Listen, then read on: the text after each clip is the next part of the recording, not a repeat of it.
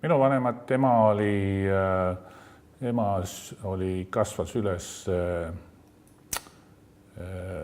Kassispea lähedal, neil oli talu. Mere ääres Junkru talu oli.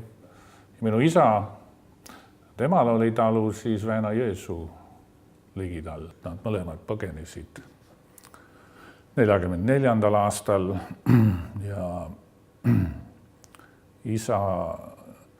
isa oli meremees, ta käis merekoolis siin Tallinnas.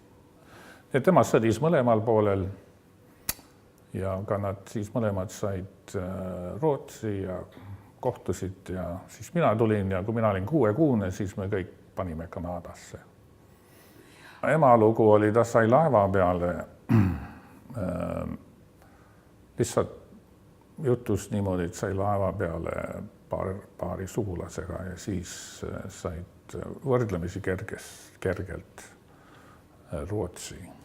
Isa läks ka paadiga, väikse paadiga, eks ta rääkis, et keegi laskis ikka rannalt nelle paati. Nemad arvasid, et ainult lähevad paariks aastaks, jäävad eemale. Et see on paar aastat ja siis asjad pantakse korda ja siis saavad tagasi tulla. See oli alguses nende mõtlemine. No ma arvan, kui külm sõda hakkas, siis nad said aru, et võib-olla peame nüüd midagi muud välja mõtlema. Ja sest kui nad Kanadasse läksid, siis nad juba said aru, et nii kiiresti ei saa enam tagasi Eestisse.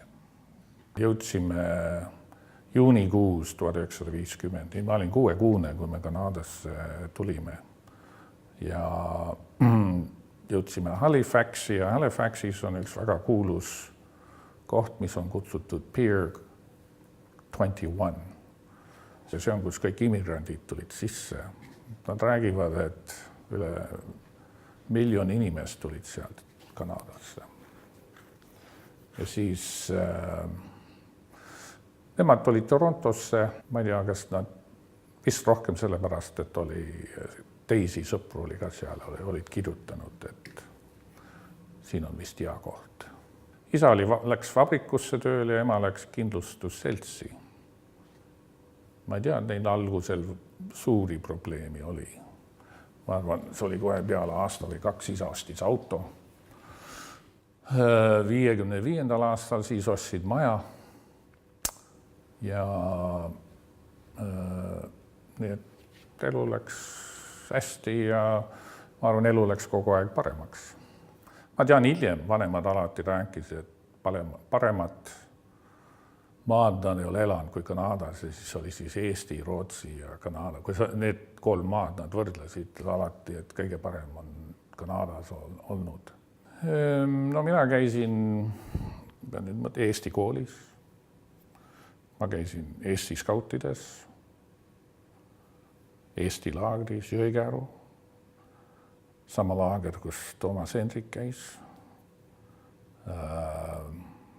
Metsa ülikoolis, rahvatantsus. Et jah, palju häid sõpru olid eestlased. Ja siis, mida ma olen märganud, et üle aja, need on need sõprused, mis on kestnud, eks ju. Et kanadalaste, kes olid keskkoolis ja ülikoolides, need nagu lähevad laiali, aga kõige paremad sõbrad on ikka eestlased. Anna Tampõlt on minu abikaasa ja siis meie kohtusime Metsa ülikoolis. Seal see on siis kuulus koht Torontost 1-2 tundi põhja pool, kus eestlastel on Kotkajärv. Seal on skautide laager ja ka siis iga aasta augustikuul on nädal aega Metsa ülikool, kus siis nooremad inimesed, kes tahavad ka midagi õppida Eestist. Vanematega oli eesti keel, praegu räägin inglise keel, ma mõtlen inglise keeles, see on see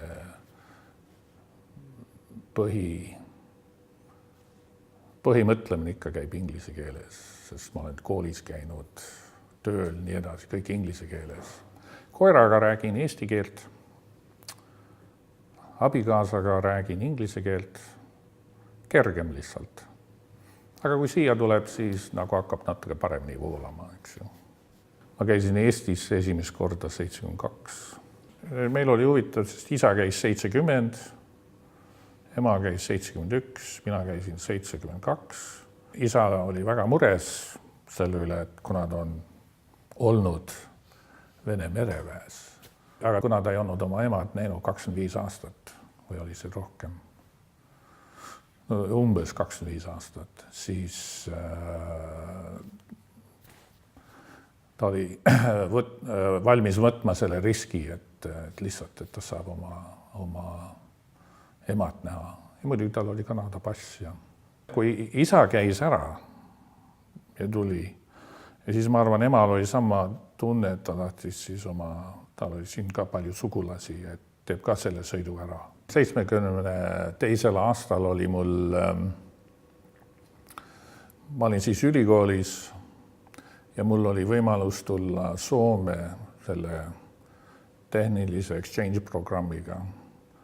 Ja siis ma olin sel suvel tööl Soomes ja siis oli hea võimalus, et tulla Eestisse, siis sai 4-päevase viisa.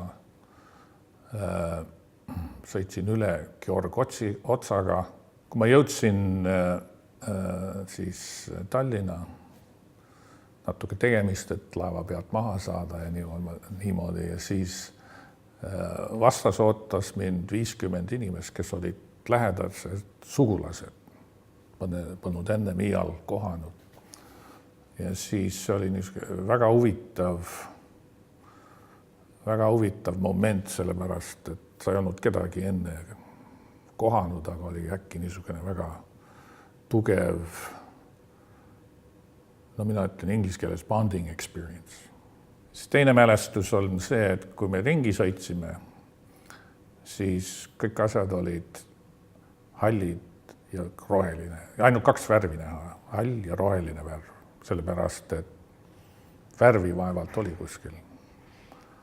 Ja kas oli siis betooniehitus või mis. Ja kui sa tulid Helsingis, kus oli sel ajal ikka päris palju värvi näha linna peal, siis kontrast oli päris suur. Vene sõdurid või Vene merevägi kuskil marssis ringi või alati nad näitasid ennast ja siis olid miilitsid olid ikka igal pool.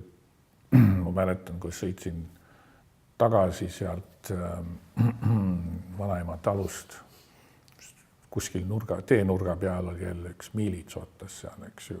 Üks mälestus, mis on veel, et viidi toidupoodi ja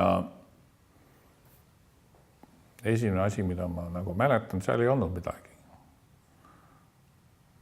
Kas oli võrdlemisi suur pood, aga ma vaatasin, et kõik oli tühi peamiselt. Ja siis ma mäletan, onu küsis, kas teil liha on ja siis vastus tuli, jah, täna hommiku oli. 72, 74, siis 94. Siis ma aetasime isat. Ta tahtis ema kõrvale minna. Ma ei tea, et ma täpselt tean, miks see oli isa soov, aga võib-olla sellepärast ka, et Eesti siis oli iseseisav. Ja et kuna nad olid alati, ma arvan, suured eestlased selles mõttes, et see oli neile väga tähtis. Ja ma arvan, et isa otsustas siis, et kui oleks ikka nõukogu aeg, ma ei arva, et ta oleks seda teinud. Aga kuna oli iseseisav ja siis ma arvan, soov oli isa kõrvale või ema kõrvale olla maetud.